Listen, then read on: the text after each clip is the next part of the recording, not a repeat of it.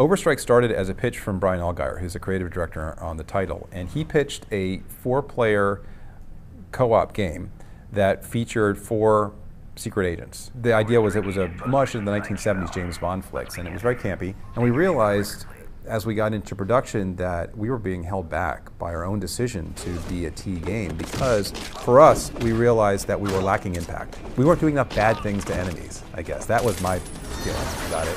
And we said, let's forget about the T rating. Let's forget about this idea that they have to be super stylized, campy characters, and let's just go for broke with weapons and see what we can do. When that happened, then it was a huge ingredient when it came to the tone shift. The other ingredient was the realization that we had not tied gameplay and story together very tightly.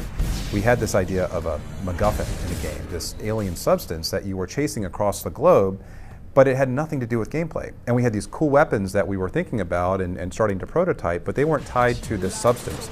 And so what we wanted to do was figure out how to mesh the two much more closely. And I think that for most developers, that is a big goal. So we took Fuse, and we made it an integral part of the weapons, and we made it an integral part of the game's progression system. And Fuse will continue to be an integral part of this franchise and this mythology that we're creating.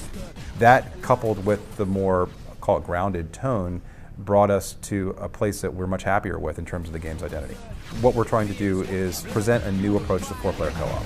Now, there are other games that have 4-player co-op out there, but our goal was to make sure that all 4 characters you play provide unique experiences. And by being able to leap back and forth between them at will and upgrade these characters however you want, whenever you want, it gives players a lot more, we think, strategic opportunities and more player choice in terms of how they play through the game. And to be fair, we weren't thinking about all those things at the very beginning. A lot of us felt at the very beginning that we shouldn't allow you to switch. We should lock you in like most games do. Like if you play a lot of MMOs today, you make your choice at the very beginning and you stick with that choice. That's not what we want to provide in Fuse. We want to give players a hell of a lot more opportunity to just play the game however they want. We've been in situations before where we've been waiting on tenterhooks for people's response to an new IP.